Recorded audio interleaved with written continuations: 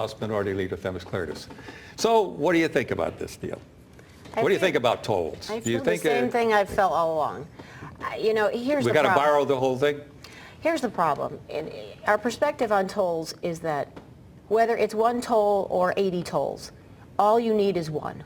It is about how much money you're going to get in revenue from that. And I don't say this in a way that is directed at anybody in particular because it's not personal, but we do not trust the state of Connecticut to put even one toll in at this point without that toll taking in hundreds of millions of dollars, or then that one toll making other tolls develop. It's like they'll multiply at that point, because remember, it's like a tax. It never goes away. But remember, it's worse than a tax because it will just increase. Right. Because the state of Connecticut never found a revenue that it didn't like. It never found a revenue that it ever got rid of. I mean, look at the income tax and many other taxes and many other fees that we've had. So our problem is that they were convinced they could pass these toll bills, and the toll presentation and toll proposals have changed weekly, and they didn't have the votes, and they kept moving and moving. And listen, compromise is part of what we do. There's nothing wrong with compromise.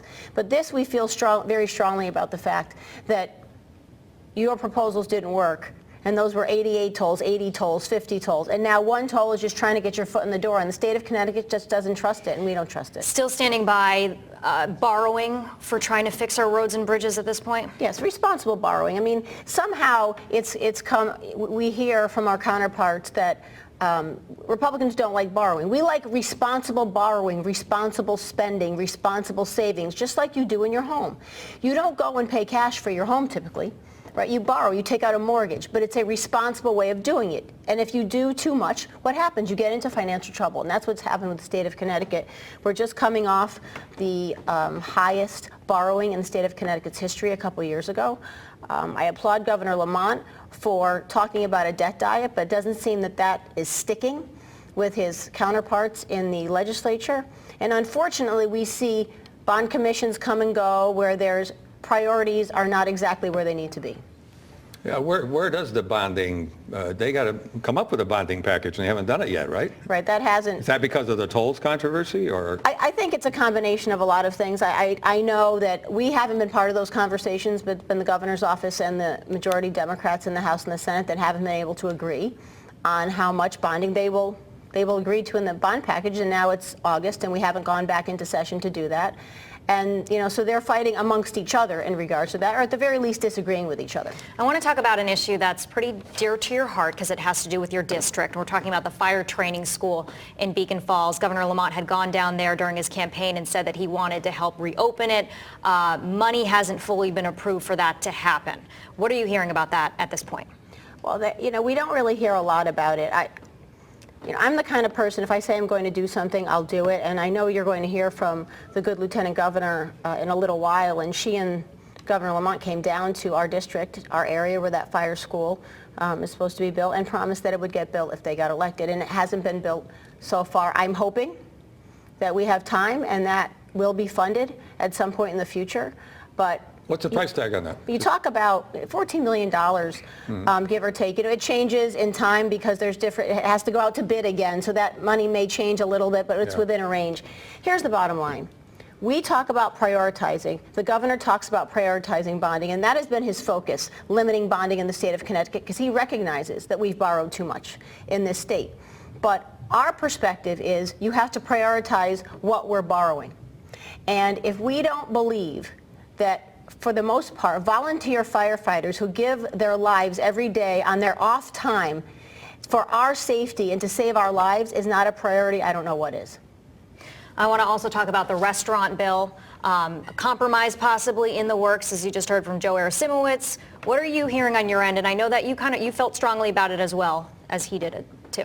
Well, Speaker and I stood together and spoke about the fact that the governor's office had vetoed a bill that was meant only to fix a wrong. I will say this, in my 20 years in office, I haven't really seen something that has been this egregious, and by that I mean this.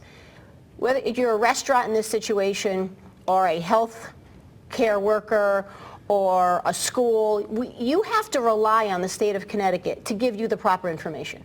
These people are in business, they're working 20 hours a day trying to put They put their lives on the line, their money on the line, their budgets on the line. They try and help other people who are making money and trying to make a living. So restaurants rely on the Department of Labor to tell them what they have to do, and the Department of Labor gave them the wrong information.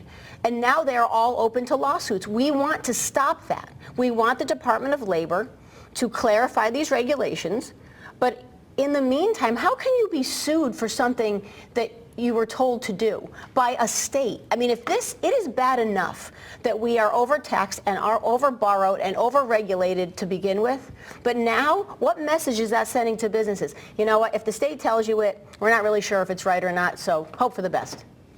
You mentioned overregulation. Are we still overregulated? Of course.